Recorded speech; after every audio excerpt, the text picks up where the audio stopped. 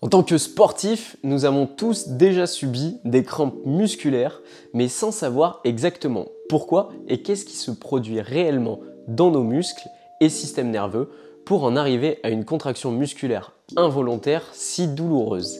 La science en sait-elle plus à ce jour? C'est ce que nous allons voir dans cette vidéo. Je suis Nathan Toiti, kiné du sport, et je vous en dis plus sur les crampes musculaires. Les crampes ont toujours existé dans l'histoire humaine. Premier point. La littérature ne rapporte pas le moment exact où le premier phénomène de crampe est décrit en médecine, ni le moment le distinguant d'un événement bénin par rapport à des événements symptomatologiques. Les crampes musculaires sont des contractions continues, involontaires et douloureuses et localisées dans un groupe musculaire entier d'un seul muscle individuel ou de certaines fibres d'un seul muscle. Généralement, la crampe peut durer de quelques secondes à quelques minutes pour des causes idiopathiques, ce qu'on appelle des causes inconnues, ou connues chez des sujets sains ou en présence de maladies. C'est un petit peu large, mais on va aller de manière plus précise au fil de cette vidéo. À la palpation, la zone musculaire de la crampe présente un nœud dur. L'étiologie spécifique n'est pas bien comprise et les causes possibles dépendent de la situation physiologique ou pathologique dans laquelle les crampes apparaissent. Il est important de noter qu'une contraction douloureuse limitée à une zone spécifique ne signifie pas que la cause de l'apparition de la crampe est nécessairement localisée à cet endroit précis. Vous voyez où je veux en venir. Une crampe n'est presque jamais un effet local, mais concerne tout le système corporel, somatique et émotionnel. Bon, une crampe, en gros, ça arrive comment? L'étiologie de la crampe, comme dit précédemment, dépend de la situation dans laquelle elle se produit.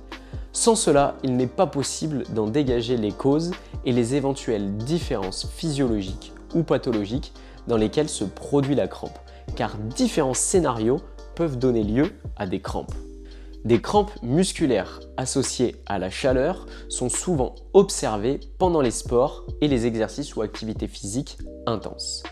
Dans cette situation-là, on pense que de grandes pertes de sueur et d'électrolytes sont le mécanisme pathologique sous-jacent le plus courant. La physiopathologie des crampes n'est pas toujours claire et dépend de l'état pathologique du patient. À titre d'exemple, chez les sujets sains et sportifs, il n'y a pas de relation directe entre l'épuisement des fluides et l'altération de l'équilibre électrolytique comme cause définitive des crampes. Bon, pour recentrer un petit peu le débat, il faut savoir qu'il existe plusieurs types de crampes, comme les crampes nocturnes par exemple, mais nous allons nous concentrer sur les crampes associées à l'exercice. C'est, je pense, pourquoi vous êtes en train de regarder cette vidéo. La crampe musculaire associée à l'exercice est un événement qui se produit fréquemment pendant ou après une activité physique.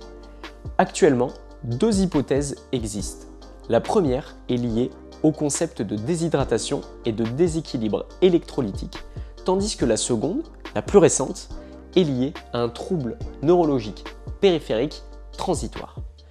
Les principaux résultats indiquent une fatigue périphérique d'origine neurologique comme cause d'apparition des crampes. Pour en revenir à la première théorie de l'altération électrolytique et des crampes, eh bien, elle ne se reflète pas dans la recherche sur les modèles humains. Les étirements avant l'activité physique n'empêchent pas l'apparition d'une probable crampe par la suite. Je vais juste aborder rapidement un syndrome appelé syndrome de crampe fasciculation. Le syndrome de crampe fasciculation, SFC, est un syndrome périphérique lié à une hyperexcitabilité du système nerveux périphérique. Cette situation entraîne donc la présence de crampes musculaires et ou de fasciculation indésirables. Chez certains sujets, d'autres symptômes peuvent apparaître tels qu'un engourdissement et une sensation de brûlure typique d'une neuropathie. La prévalence est plus importante chez les hommes pour ce type de crampes. Nous n'avons pas vraiment d'explication ou de traitement adéquat pour cette condition différente des crampes musculaires associées à l'exercice. À présent, parlons rapidement de l'épidémiologie des crampes. Eh bien, la littérature n'explique pas clairement l'épidémiologie des crampes car ces phénomènes musculaires peuvent apparaître différemment selon le contexte examiné. C'est bien quelque chose qu'il faut retenir dans cette vidéo. Les données les plus intéressantes que je pouvais vous faire parvenir sont les suivantes. Premièrement, il n'y a pas de relation entre le fait d'être un homme ou une femme et l'apparition des crampes. La zone musculaire la plus touchée est le mollet à 80%. Et une étude américaine multicentrique a révélé que 74% des crampes surviennent chez les athlètes dans des conditions de chaleur environnementale élevées. Et le phénomène augmente avec l'âge. On retrouve plus de crampes chez les vétérans que chez les juniors. Que faire maintenant en cas de crampes?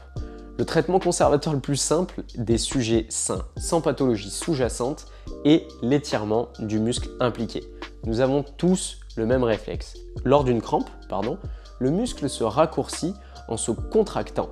La manière de provoquer un soulagement immédiat est donc l'allongement des fibres musculaires. Des massages profonds ainsi qu'une alimentation et une hydratation et une supplémentation en électrolytes adéquats sont par la suite des éléments à inclure dans la gestion des crampes. Attention également aux erreurs d'entraînement, c'est un point très important. Un entraînement en augmentant la charge progressivement permet d'habituer le muscle à des charges de plus en plus importantes. Si cette progression n'est pas respectée ou qu'elle est mal faite tout simplement, il est possible que le muscle devienne de plus en plus susceptible à développer des crampes musculaires durant l'effort. La prévention chez les sujets sains pourrait impliquer un échauffement correct avant l'activité physique et une hydratation adéquate. Pour conclure, il reste encore des points à éclaircir quant à l'apparition des crampes et à la compréhension des processus physiologiques qui en découlent. Oui, certains footballeurs tentent de gagner de temps en temps du temps en simulant une crampe dans les arrêts de jeu, mais si tel est le cas et que c'est vraiment une crampe, c'est très douloureux. En attendant, j'espère que cette vidéo, elle vous a plu. N'hésitez pas à nous faire vos retours si vous avez eu des crampes. Je suppose qu'il y a pas mal de monde qui a dû en avoir, que ce soit en tant que thérapeute ou en tant que sportif, pour que nous puissions échanger par rapport à ça. Donnez-nous votre vision quant au mécanisme d'apparition, ça peut être intéressant, c'est un sujet très ouvert. En attendant, merci pour votre attention et à la prochaine. Salut!